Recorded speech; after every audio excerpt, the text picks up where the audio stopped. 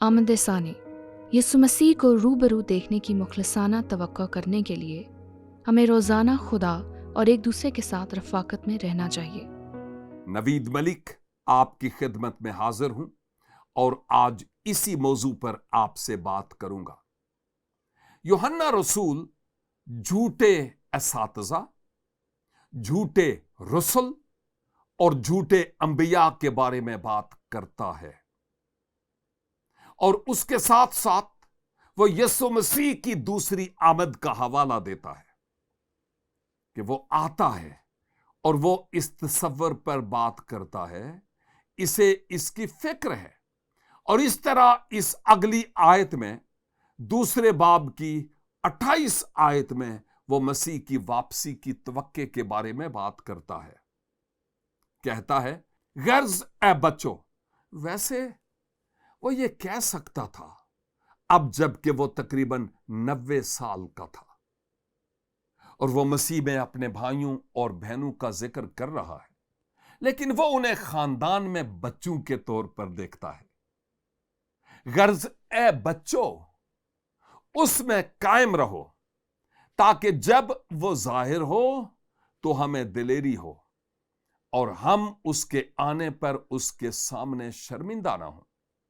दूसरे अल्फाज में वो वाज़े तौर पर कह रहा है कि हमें खुदावंद के आने का इंतजार करना चाहिए और खौफ ज़्यादा नहीं होना चाहिए। यकीन रखें कि वो हमें कबूल करता है और हम उसके साथ मिलने वाले हैं और हम शर्मिंदा नहीं होंगे। क्यों शर्मिंदा हो? हम शर्मिंदा होंगे अगर हम तवक्के नहीं कर रहे हैं तो, और अगर हम उसके लिए इस तरह नहीं जी रहे जैसा कि हमें जीना चाहिए।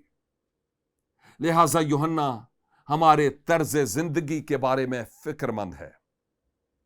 वो ये अल्फाज इस्तेमाल करता है, उस में कायम रहना। यह बड़ी दिलचस्प बात है कि यीशु ने ये अल्फाज इस्तेमाल किए थे और यूहन्ना ने अपनी इंजील को रिकॉर्ड करते वक्त उसे रिकॉर्ड किया था। यूहन्ना की इंजील 15 बाब में यीशु ने कहा, जैसे बाप ने मुझसे मोहब्बत की वैसे ही मैंने तुमसे रखी। यहां वो 11 रसूलों से मुखातब है। वो अभी भी गतसमनी बाग के रास्ते पर है। वो कहता है, मोहब्बत में कायम। वो अल्फाज जो यूहन्ना ने अपने खत में इस्तेमाल किए, वो यीशु के अल्फाज को लेता है, लेकिन यीशु ने कहा, अगर तुम मेरे हुक्मों पर अमल करोगे तो मेरी मोहब्बत में कायम रहोगे, जैसे मैंने अपने बाप के हुक्मों पर अमल किया और उसकी मोहब्बत में कायम हूं। दूसरे अल्फाज में ये कि जब यूहन्ना अपने पहले खत में यीशु की आमद सानी के बारे में बात करता है तो वो कह रहा है, जो कुछ वो कहता है इसे मानकर मसीह में कायम रहो। अब हम पहले ही इस पर बात कर चुके हैं, जिसे यीशु ने 2 बड़े अहकाम कहा। मैं ये दोहराना चाहता हूं, क्योंकि क्या आपको याद है कि एक आदमी आया और उसने कहा, सबसे बड़ा हुक्म क्या है? यीशु ने कहा, दरअसल 2 हुक्म हैं। वो 2 ये हैं, अगर तुम मुझ में कायम रहना और मेरी फर्मा बरदारी करना चाहते हो। उसने उससे कहा, जिस शख्स ने सवाल पूछा, खुदावन अपने खुदा से अपने सारे दिल और अपनी सारी जान और अपनी सारी अक्ल से मोहब्बत रख। बड़ा और पहला हुक्म यही है। और दरअसल यीशु कह रहा है कि अगर हम खुदावंद अपने खुदा से अपने सारे दिल से प्यार करेंगे तो हम उसके आने से नहीं शर्माएंगे और ना ही हम खौफज़दा होंगे। और दूसरा हुक्म जो यीशु ने दोहराया, और दूसरा इसकी मानिंद यह है कि अपने पड़ोसी से अपने बराबर मोहब्बत रख। इन्हीं 2 अहकाम पर तमाम तौरात और अंबिया के सहाइफ का मदार है। दूसरे लफ्जों में, अगर हम दूसरों से मोहब्बत कर रहे हैं जैसा कि यीशु ने हमसे मोहब्बत की, तो हमें यीशु के आने से डरने या उसके आने पर शर्मिंदा होने की जरूरत नहीं है। अब वो दूसरी आमद के बारे में बात करना जारी रखे हुए है। हमें इन अहकाम की तामील करते हुए दूसरी आमद की रोशनी में कैसे रहना चाहिए। पहला यूहन्ना बाब 3 आयत 2, जिसमें लिखा है, मैंने इसे एक दीनदारी की जिंदगी गुजारना कहा है। अगर हम शर्मिंदा नहीं होना चाहते तो हमें यह करने की जरूरत है। अजीजों, हम अब खुदा के फर्जंद हैं और हम क्या कुछ होंगे अभी जाहिर नहीं हुआ। जब वो जाहिर होगा तो हम भी उसकी मानिंद होंगे, क्योंकि उसको वैसा देखेंगे जैसा वो है। और जो कोई उससे ये उम्मीद रखता है अपने आप को वैसा ही पाक करता है जैसा वो पाक है। मेरा ख्याल है कि यह दिलचस्प बात है कि पौलुस रसूल ने फिलिपियों के नाम अपने खत में इस मसले को बड़ी खूबसूरती से निपटाया है। मैं इसे हमारी तब्दीली कहता हूं। पौलुस ने कहा, हमारी शहरियत आसमान की है।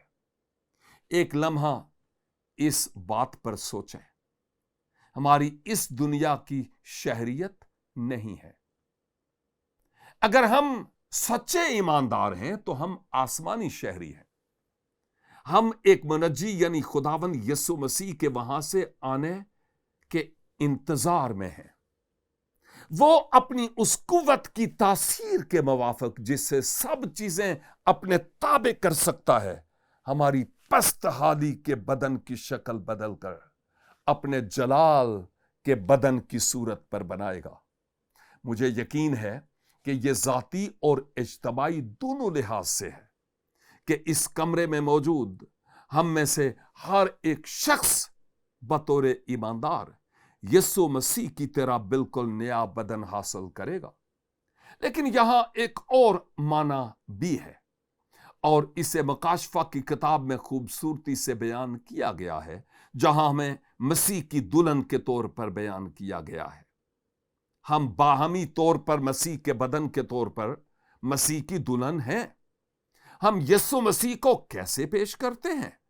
मुकद्दसीन की रास्तबाजी की अक्कासी करने वाले खूबसूरत सफेद लिबास के साथ। लिहाजा आपके पास तब्दीली और खुदावंद यीशु के आने की तवक्के का यह खूबसूरत हवाला है।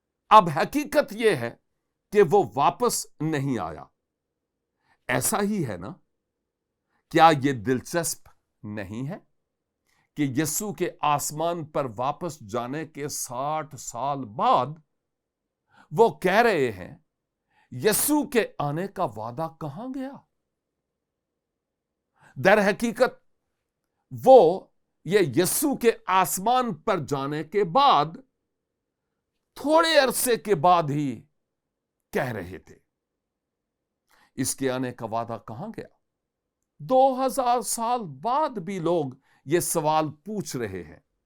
मुझे इस सवाल का जवाब देने का पतरस का तरीका बहुत पसंद आया और ये आज हम सब पर लागू होता है।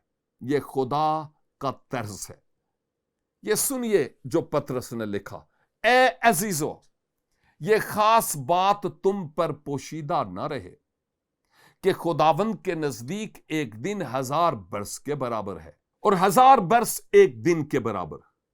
खुदावंद अपने वादा में देर नहीं करता, जैसी देर बाज लोग समझते हैं, बल्कि तुम्हारे बारे में तहम्मुल करता है, इसलिए कि किसी की हलाकत नहीं चाहता, बल्कि यह चाहता है कि सब की तौबा तक नौबत पहुंचे। बुनियादी तौर पर यीशु 2000 साल गुजरने के बाद तक वापस क्यों नहीं आया? वो चाहता है कि हर कोई उसके इल्म में बढ़े, इसलिए वो नहीं आया। लेकिन हकीकत यह है कि वो आने वाला है और वो चाहता है کہ ہم اس کی طرح زندگی بسر کریں جیسے یسوع مسیح کسی بھی وقت آ سکتا ہے۔ عہد جدید کے ماننے والوں کو اسی طرح زندگی گزارنی تھی۔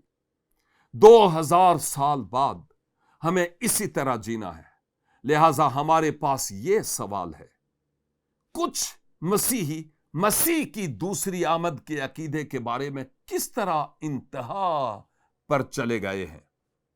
مجھے دوسری مثالوں سے اس کی وضاحت کرنے دیجئے۔ ہم انتہا کی طرف جاتے ہیں۔ کیا آپ ایسے لوگوں سے ملے ہیں جو فضل اور غفلت کے کاموں پر توجہ مرکوز کرتے ہیں؟ یا وہ لوگ جو کام پر توجہ دیتے ہیں اور پھر خدا کے فضل کو نظر انداز کرتے ہیں؟ یہ انتہا ہے کہ نہیں؟ ان لوگوں کے بارے میں کیا خیال ہے جو خدا کی خود مختاری پر توجہ مرکوز کرتے ہیں؟ خدا خود مختار ہے، لیکن وہ انسانی ذمہ داری کو نظر انداز کرتے ہیں، یا وہ انسانی ذمہ داری پر زور دیتے ہیں اور خدا کی خود مختاری کو نظر انداز کرتے ہیں۔ ہمیں زندگی میں متوازن رہنا ہے، اور الہیاتی طور پر ہم غیر متوازن ہو سکتے ہیں۔ ایک اور تشریح یہ ہے، ایسے لوگ بھی ہیں جو دعا اور ایمان پر زور دیتے ہیں لیکن انسانی کوشش اور انسانی عمل کو نظر انداز کر دیتے ہیں، یا ایسے لوگ ہیں جو انسانی کوشش اور عمل پر زور دیتے ہیں، میں یہ خود سے کر سکتا ہوں، اور ایمان اور دعا کو نظر انداز کرتے ہیں۔ ہم انتہا کی طرف جا رہے ہیں، اور بنیادی طور پر ہم یسوع کی دوسری آمد کے بارے میں ایک ہی بات کہہ رہے ہیں۔ ایسے لوگ ہیں جو مسیح کی آمد پر اس قدر توجہ مرکوز کرتے ہیں کہ وہ اس حقیقت کو نظر انداز کرتے ہیں کہ ہمیں اپنے باپ کے کام کے بارے میں سوچنا ہے، یا ایسے مسیحی ہیں جو خدا کے کام میں اتنے مصروف ہیں کہ وہ اس حقیقت کو بھول جاتے ہیں کہ یسوع مسیح کسی بھی وقت آ سکتا ہے، وہ آئے گا۔ اور اس طرح یوحنا کے بیانات اور اصول جو ان بیانات سے آتے ہیں، میرے خیال میں آج ہمارے لیے بھی بہت اہم حیثیت رکھتے ہیں۔ مجھے اس اصول کو دہرانے دیجئے۔ یسوع مسیح کو روبرو دیکھنے کی مخلصانہ توقع کرنے کے لیے ہمیں روزانہ خدا اور ایک دوسرے کے ساتھ رفاقت میں رہنا چاہیے۔